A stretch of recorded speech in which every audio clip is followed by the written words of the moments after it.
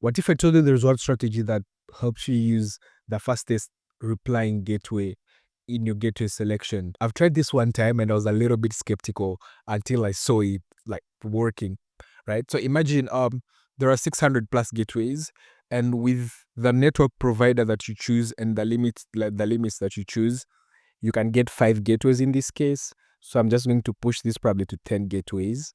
And then what happens with your gateways is, with the 10 gateways that you choose, depending on your constraint, right? Or on whatever you define, you're like, hey, between these gateways or among these gateways, I want to use the gateway that replies faster than all the rest of them.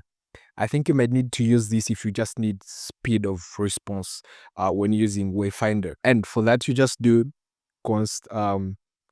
I'll just name this fastest, and it's going to be equal to new fastest routing strategy. And so the things that you pass here, first you pass the timeout, right? In milliseconds. Like, hey, I want to use a gateway that will respond before the timeout. For example, if I put a timeout of 5,000 milliseconds, that's 5 seconds. You say a gateway that responds in the fastest time possible, not above 5 seconds. That's the gateway that I'm going to use. And as well, you pass your gateways provider, because you need an array of gateways to choose from.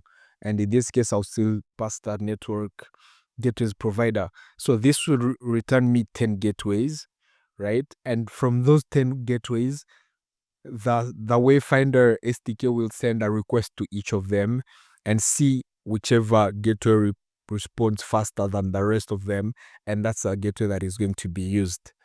And I just save this and I import it here as my routing strategy. So fastest fastest to JS. And if I run this, I'll just clear here. I run this one more time and you'll see actually all the requests being made to those gateways, right? You can see the gateways are being selected, those 10 gateways, right? And the timeout of 5,000 milliseconds. And then what happens next is each of those gateways gets a request, right? Like a ping, right?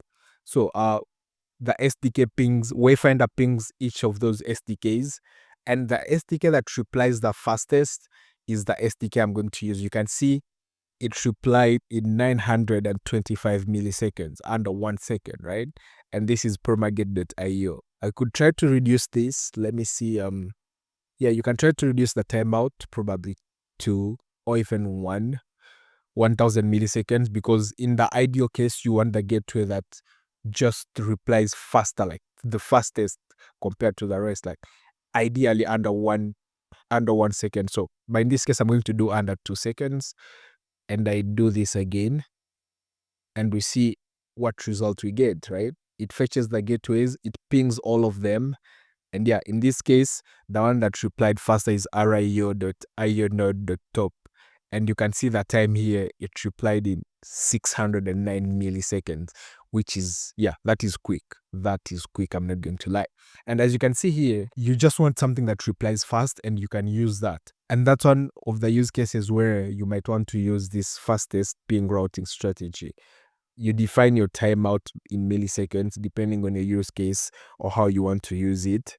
And then, yeah, you can adjust all these parameters again according to your needs. But I just want to show that if you want to use the fastest responding gateway, you can use this strategy, and it's going to bring you back that fastest replying or responding gateway. So how is this different from the other ones we've covered? For example, if you use static, your static gateway might be slow, and yeah, you'll have to bear with the slowness of that gateway. If you use random also picks the gateway. For some cases, it might pick a gateway that is also slow to respond. You have nothing to do about that. But in this case, if you use fastest ping, you are sure that you're going to use the fastest gateway at the time of your request, which is, yeah, a good use case for people who want speed out of their gateways.